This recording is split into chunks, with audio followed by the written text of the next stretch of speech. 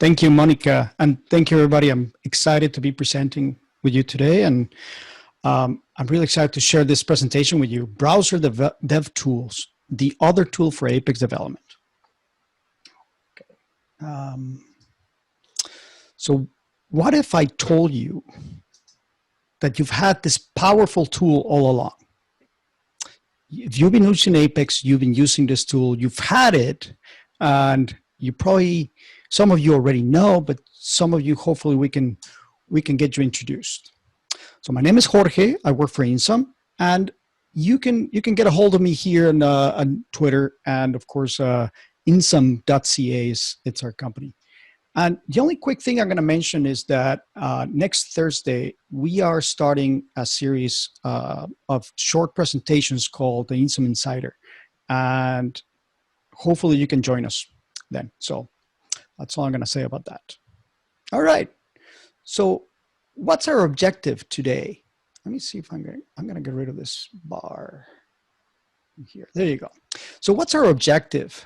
My objective would be to help you with your Apex development. I really want to improve your troubleshooting ability and up your ability to create applications with Apex. And I'm going to show you why. So where is this tool we're talking about? Well, it's really everywhere. Every browser you use today will have it. Chrome, Edge, even Internet Explorer, Firefox, Opera, Safari, and even other browsers that we may not be listed here. There's really so many other browsers. As I was researching for this, there's many variations of browsers, and they all have some version of this DevTools. So how do we get to it? Well, every time we do a right click and we inspect, we're actually getting to those DevTools.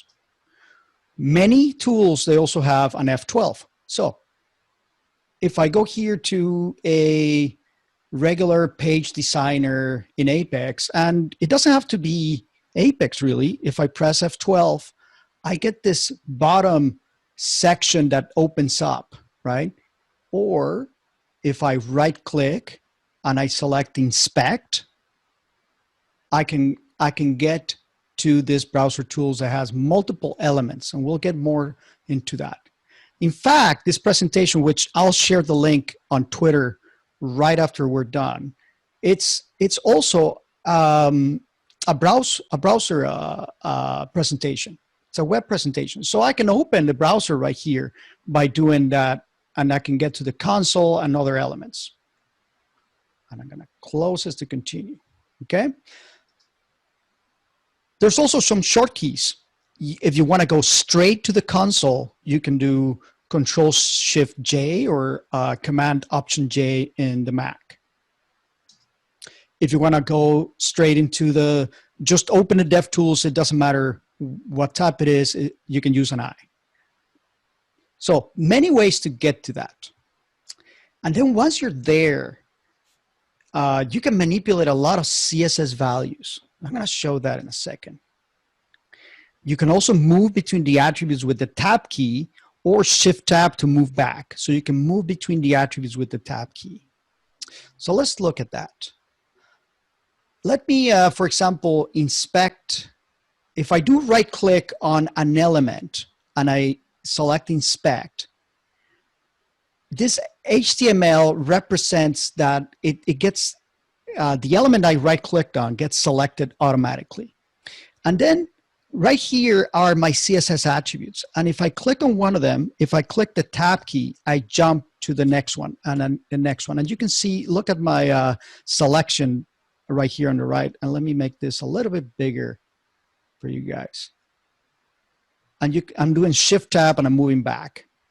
What if I wanted to change that pixel? So if I do the up arrow, I'm incrementing the values. I'm just hitting my up arrow. And you can see how this border top width is incrementing. And apologies to Shakib for defacing the builder here for a moment while I demo these features. So So you can see how I can go really large.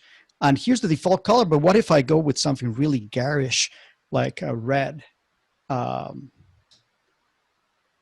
now, oops, let me get rid of that. And what happened is I kind of killed the D there as I was typing, right? So there, I moved it, I made it a red. But look at what happens when I hover over the elements, they kind of get highlighted so that you know what element you're looking at. Now, I didn't really make this change permanent. If I refresh my page, it goes back to the way it was. All right. Now, I still have that header selected.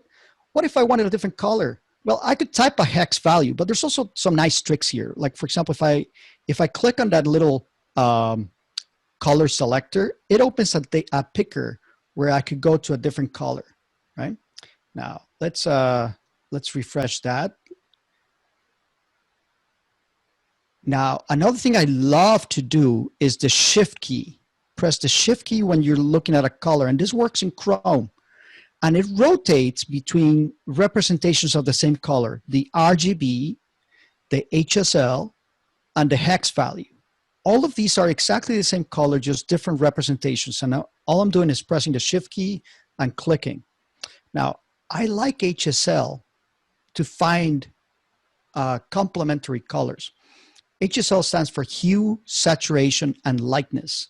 So if I wanted this same color, but lighter, I'm going to click on that 24. And now, again, I'm just going to use the up arrow. And look at what's happening to that color. It's going lighter and lighter and lighter every time, all the way until it makes it to a white.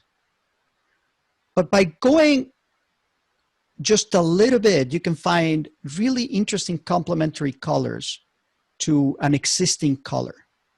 Okay? And then when you tab out of it, it goes back to hex, and then you can place that color in your applications. Back to that. Exploring, there's lots of things we can do. So as I show you, you can inspect and you start looking at the HTML, and then you can start typing elements and start modifying things. One thing I like about Chrome, let me go to an application. I just have a standard report here.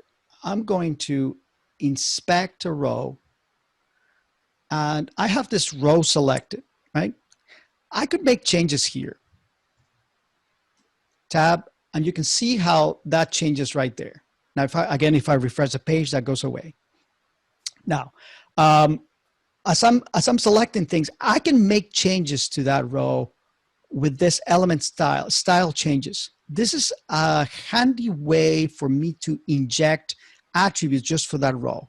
All I do is click there, and now I can do different things, like, for example, background, and you can see how it gives me a list of things that start with the word background.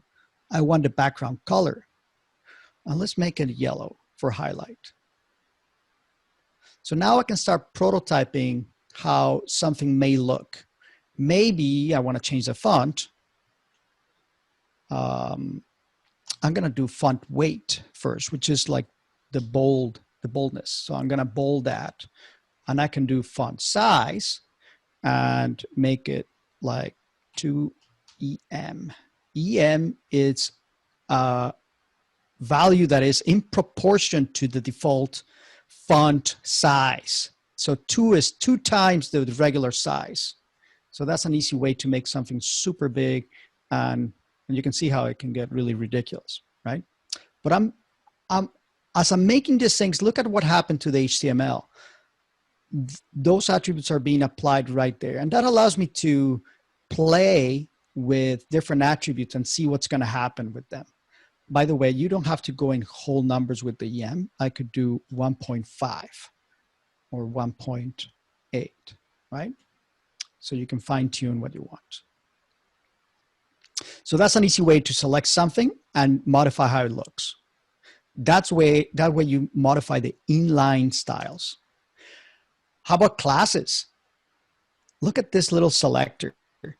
This little button in Chrome allows you to specify classes right there for a row. So let me refresh this again. I'm going to select this TR and I'm going to click the class. And I had previously created a class called highlight on this page. So as I type highlight and I tab out of it, and I should have selected a different row. Let me show you this row. So I click on this button, I type highlight, and look at what happens. It gets highlighted yellow. And I hit enter, and there's my class. And I can add other things. For example, an isActive. Now, isActive doesn't modify this one, but it shows that I can add different classes, and I can click to turn them on and off and see what the effect of the class is going to do on my elements. Now, why didn't it work for the very first row? Well, it turns out that there's this rule here. Let's add the highlight again. Highlight. So there's this rule right here that it's more specific than mine and sets it to white when we're alternating rows. So this is sort of the frustration with CSS, right? Some of the rules that apply. But I'm going to turn it off. I can temporarily turn it off, and then you can see how my yellow is being applied. Okay, so that again, that was with this button. It allows me to, when you click on it, you can add and turn off and turn on classes, so you can prototype and see the effect of having that class present. Pseudo-classes. So you've noticed what happens when you hover over things. Sometimes something special happens, or the focus. Well, it turns out that those are called, the hover, the focus are called pseudo-classes. So let's do an example. Let's go over here. I have this application in which when I hover over let me refresh the page. When I hover over the elements, it's kind of subtle, but you see how they get a little shadow and the rows kind of move a little, right? Well, let's inspect that. That's done on hover, right? So to prototype that, I have the element, this OJ element selected. I'm going to click on this HOV, and these are my pseudo elements, and I can turn on the hover. So I don't need to have my mouse on top of it. Look, I just hit on that, and you can see how it's going on and off, right? As I click on it. So now that it's on, here's my rule, and I can now play with that. And maybe I want a much stronger shadow. I'm going to make this a 5. You see how that shadow gets a lot darker? Heck, let's make it almost black. So now I can play with how the shadows are going to look. And look, I can still hover over the other ones, but this one is sticky in terms of the hover selected. And there's other states like which one is on focus. You can see focus, the default on universal theme is to give it this blue outline when something is focused with the keyboard. And we can see that when we navigate between elements. So if we wanted to modify the focus while it's visible, we can select that, and then we can find there's a default focus rule that we could modify. So I could create a new focus rule and see how it's going to look. I'll turn those off. There's a special element called $0. Let me tell you what that's about. If I inspect something, so I right click, I inspect, and I have, I'm going to select the LI element, okay? I have this LI element selected. If I go to the console, let me clear this. This is a nice useful thing to clear the contents. If I type $0, look how that row is highlighted blue. $0 is the last element you selected within the elements. So let me go to the elements again and click on something different. Body, this region body. So now if I do $0, that is the region body, okay?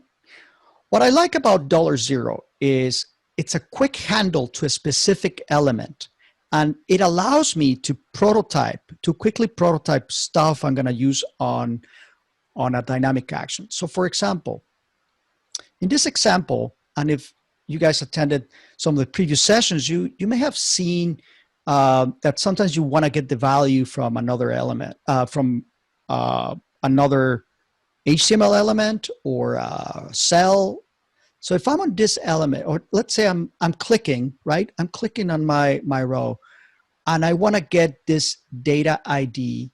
Well, I'm going to prototype that by doing $0. So that's that link. And I'm going to turn it into a jQuery. And then I'm going to do parents li. So that gives me the list. Let me show you that. See, I hover, I can see how the full list is selected. And then maybe I want the data element call ID. So that's a 1 for the one I selected. What I'm talking about, this 1.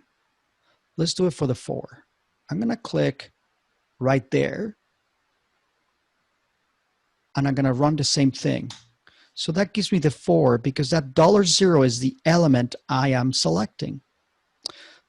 So this is going to be useful because in a dynamic action, the element that triggered the dynamic action is called this triggering element. So you can prototype with a $0 and then replace it with this triggering element inside your dynamic action. And I have more information about that on a blog post where I kind of walk you through an actual step of prototyping with a dynamic action. Hopefully that'll be something useful you can start using right away. I love that $0. There's some built-in JavaScript functions available to Apex. V for value is one of the most common. We can have V and the name of an item. So for example, P30ID. So let me go to a page with an element. So this is page 110. So this, if I inspect this element, I can see that it's called department number, dep number, right? I'm going to select it. So if I go to my console and I type $V and the value, I can get the value that element has. Of course, that right there is empty, but if I switch it to accounting and I do that again, it's a 10.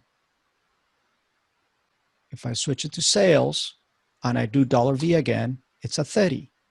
Now, just like I have the V for value, that is actually a long form to this actual JavaScript call, apex.item, the name of the item, and get value.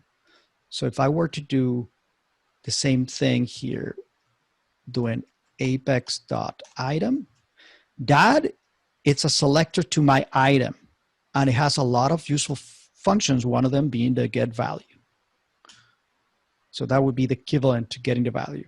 As you can see, as a lazy developer, I love doing $V, very quick and easy. Now, that's what we're going to call the long form. Now, just like there's a V, you can imagine there's an S to set values. So let's set the department to value of 10. So before I hit enter, watch what's going to happen here. This is going to jump and my report is going to update. And if I switch it back to 30, I can set it. So you can set values with the $S. And you guessed it, there's a long form that is a set value and you set it to the new value. You'll often use when you're setting values inside your dynamic actions. And if your item is hidden, then you may need to change the value predicted to no. But if you do that, hopefully you've seen the security session from Scott Spinellini. There's lots of things you got to be aware of when you do that. Just make sure you're not opening yourself to danger. $X is to get a reference to the actual DOM element. What does that mean? The actual, so let me go back to this one. And if I change it to an X, now I get the HTML element. That is like a pointer to the HTML element. And if I click on it, it's almost like it's live right there. And I can right click and select reveal in elements panel. And it jumps to the element to the location where it's at. But that $X is something you could use within your JavaScript code to get a handle on elements. The long form equivalent would be to get the node of that element.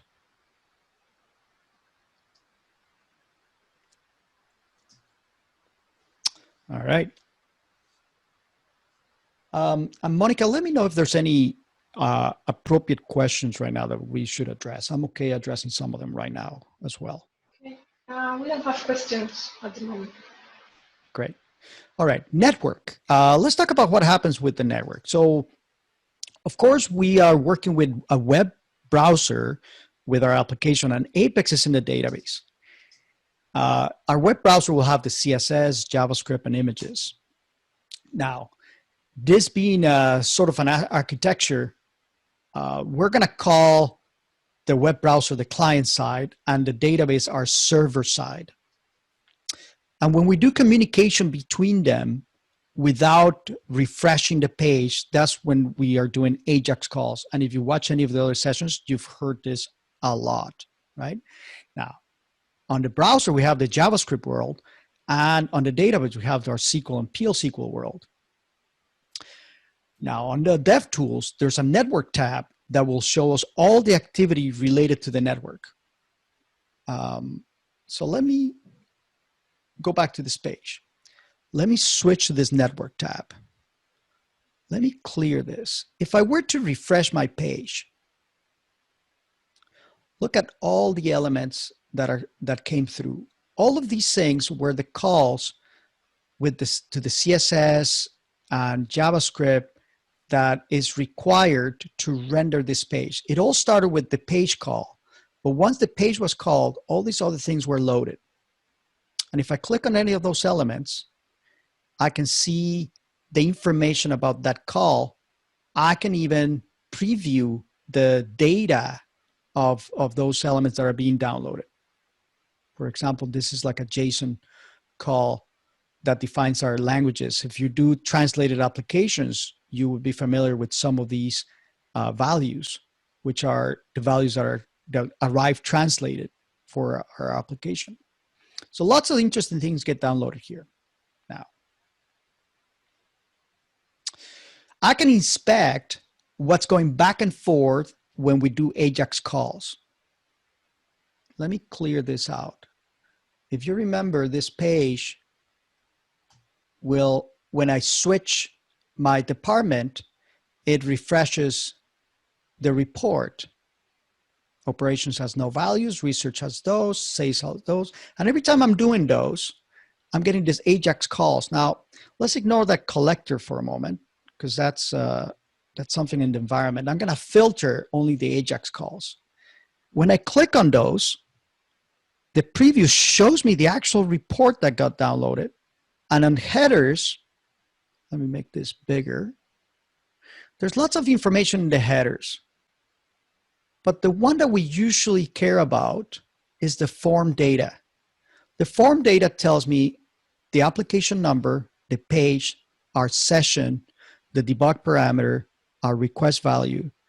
And this one is the interesting one where P110 department number is being submitted back to the database so that the query can be executed with a department number of 30 and return with my report.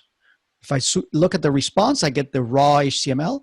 Preview would kind of give me the representation. If I look at my previous calls, you can see what was coming back between them. So I often will use this to validate that what I'm sending is the right information and that what I'm receiving back is what I expect. This is a fabulous troubleshooting tool. There's lots of options to modify here, and I invite you to kind of play with them. These are filters. So let me remove that query, right? And you can see here how that filter got turned off. But I can see I only want the Ajax calls. I only want the JavaScript calls. Let me refresh the page. Only the JavaScript, only the CSS, only the images, and so on. So lots of interesting things here. Now, if there's problems getting some objects, you would get some of these will be red, and this status will have some different values. Like a 400 would mean it wasn't found.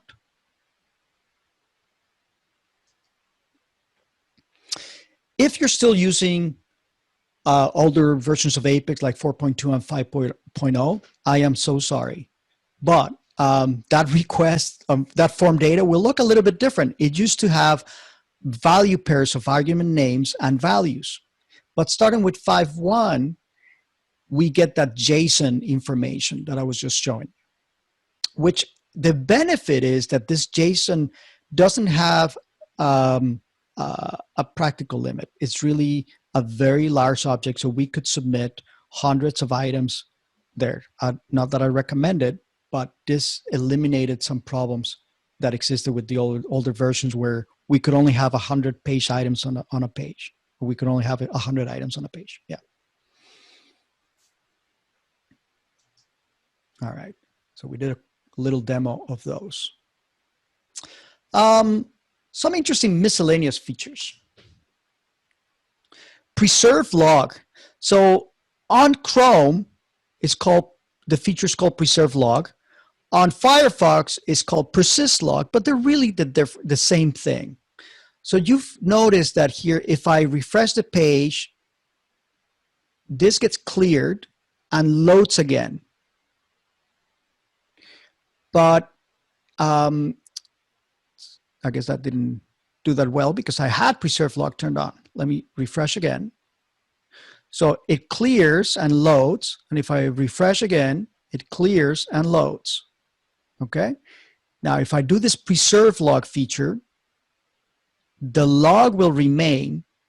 If I reload the page, now look at what happens. Now I have, this is the original call. And somewhere down here, here's the next call. And if I do another one, it would get accumulated. This is invaluable for those errors that occur before you submit the page. Maybe you need to see what got submitted. So now I can inspect some of those calls and catch some possible problems. So preserve log or persist log, as Firefox calls it, is super powerful. There's also an equivalent to preserve the console values. Let me show you that. So if I'm here in the console, you click on this console settings, and here it is, preserve log.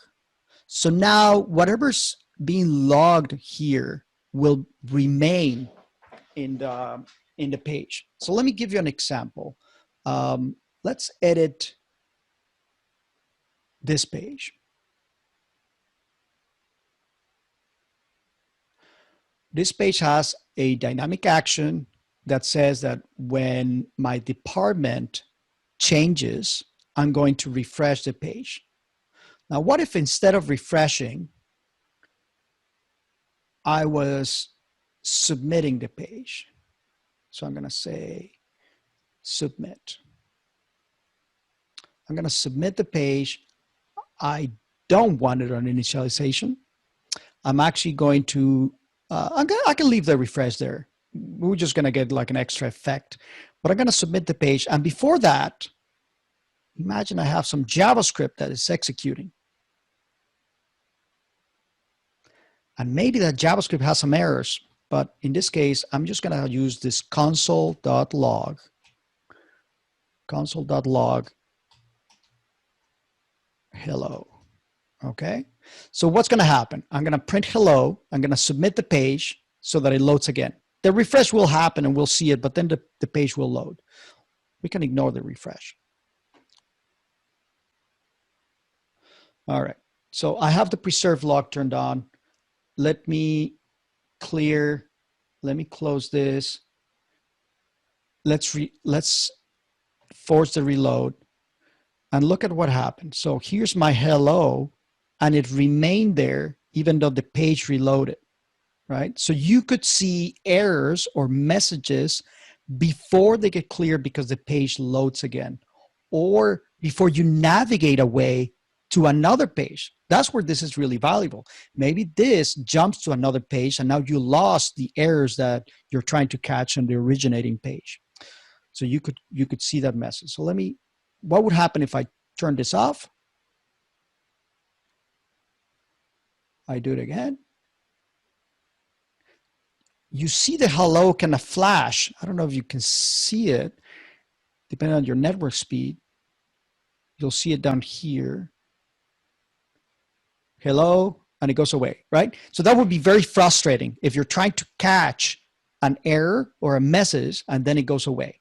That's why I love knowing that my preserve log is there. Okay.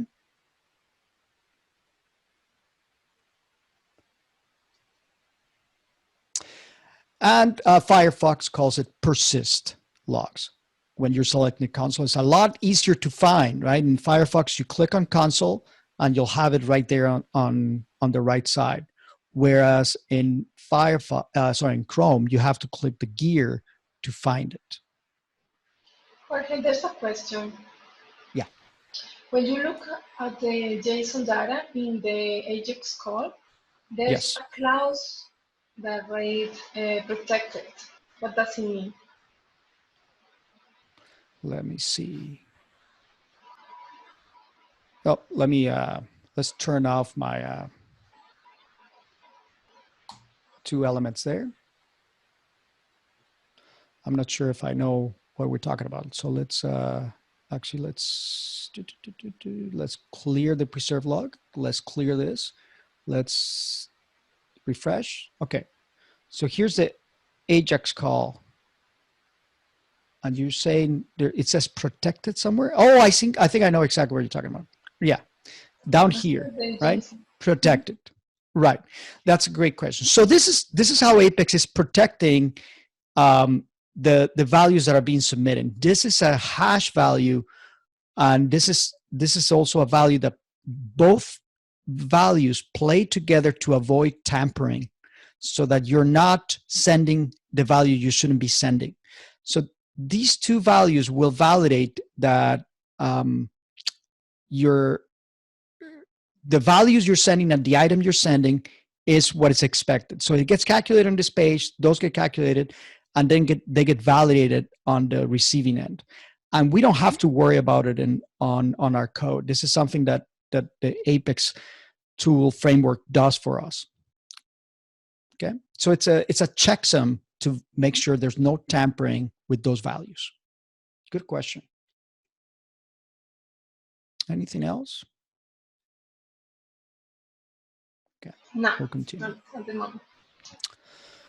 Let's switch gears a little bit. So ever need to take a screenshot of your page, but your page is too long, right? Well, there's something called the command palette now in Chrome. So let's go to a long page like this one. Okay, so this is a long page, a beautiful page, and I may need a screenshot of the whole thing. So I'm going to open the inspector. I'm going to go to the console. I may not actually need to be in the console, but I'm going to clear that. I'm going to type Shift Command P, and that opens this command palette. And I'm going to type screenshot.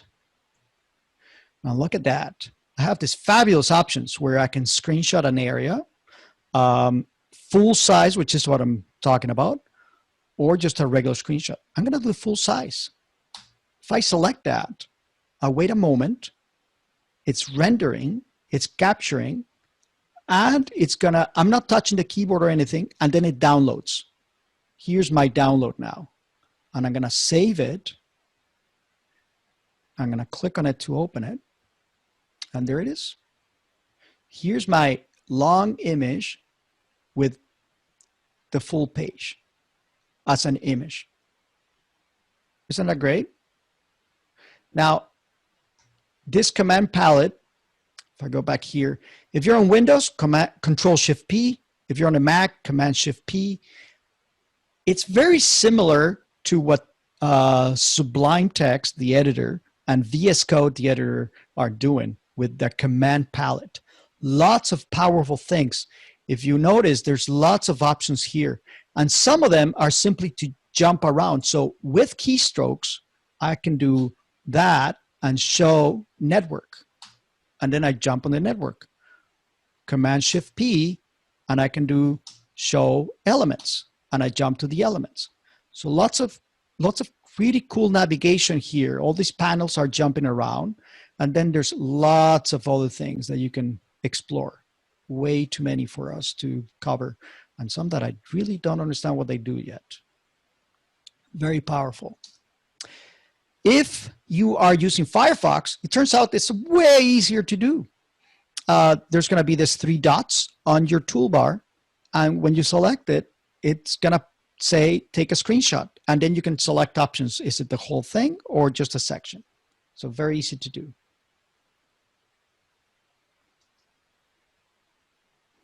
I show you how with the panels you can jump around.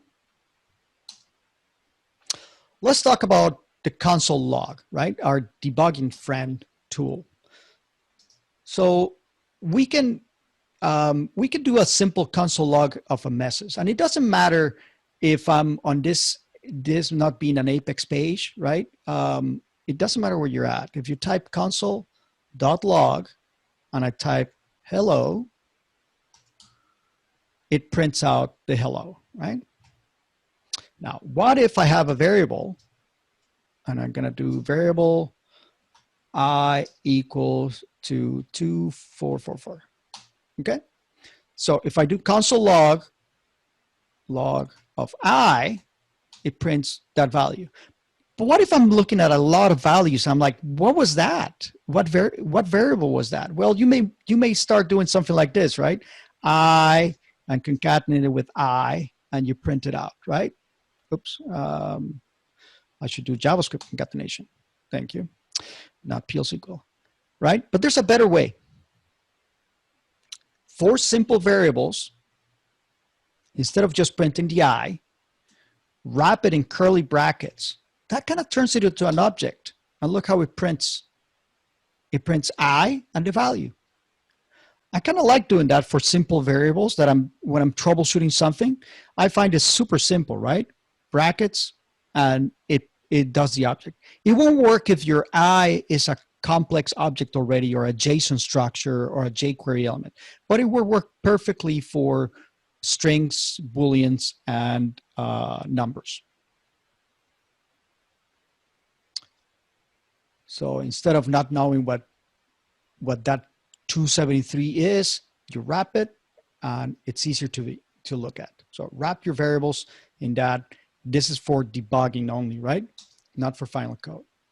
Now, console log there's no just a log. You can do info, debug, warn, error. Now, some of these will actually look different. Let me copy this.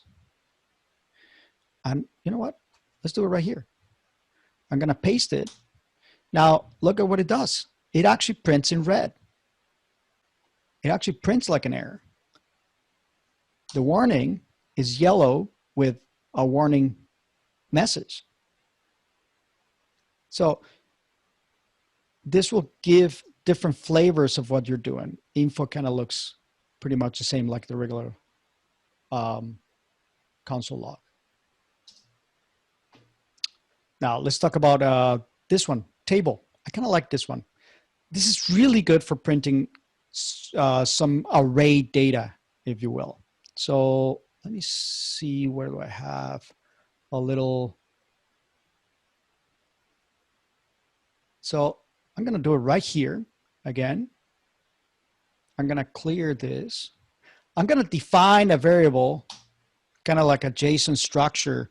And if I do console.log of something kind of complicated, it prints like this. And Now the development tools are pretty powerful. I can expand it and keep on looking at the values. That's really good. But if it was really long, that can get kind of tedious. You could do table. And it will format it like a table of sorts. So I find that pretty cool feature. So for example, if I am, let me go back to, sorry about that. Let me go back here. If I had an interactive grid, so this page has an interactive grid, never mind the ugly data there, but it turns out that when the interactive grid first loads, it has this IG variable,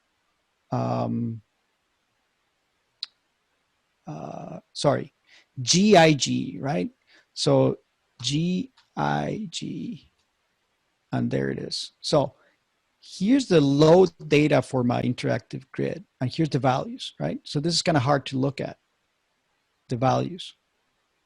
But I could do console log table, and that value, that variable, dot values.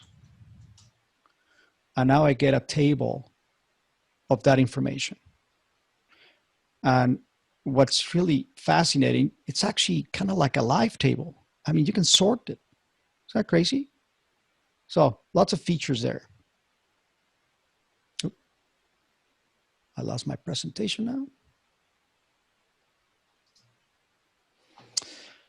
That's all I have. So here, as you can see, this is, I think to me, this is an introduction to all the features that are behind your development tools and how much you can really do. I hope this scratches the surface and gives you, gets you motivated to use it a lot more. And please remember to fill out your evaluations. Sure. Thank you so much, Jorge. It was very useful, this presentation. And I forgot to mention that your teacher is pretty cool. My what? Your teacher. Oh, thank you. Your because he's Apex. Okay, Yeah, so let's go with the questions. yeah, sure. Can we call this palette from Apex page to get a print of a full page? Absolutely, absolutely. It's kind of, it's agnostic to the version of Apex. So it really doesn't matter, sorry, what you're looking at. It really doesn't matter if it's, so here's an actual longer, I'm going to go /UT just to cheat. This is an Apex application. I'm going to go to, I don't know if that's long enough. Let's see. But yes, absolutely you can. I just want to go to one that's, maybe this is long enough, right? This is perfect. It doesn't fit. I got to scroll to see it. So I'm going to open my console. I'm going to do Command-Shift-P, screenshot, and select the capture full size screenshot. It looked kind of weird for a moment. It's just doing it for bigger resolution. And then it's going to download. There it is. It's downloading. I'm going to save it. I'm going to open it so we can see it. There it is. So it really doesn't matter if it's Apex or not. It's just taking whatever the browser is rendering and presenting the whole thing. Super powerful. Okay, perfect.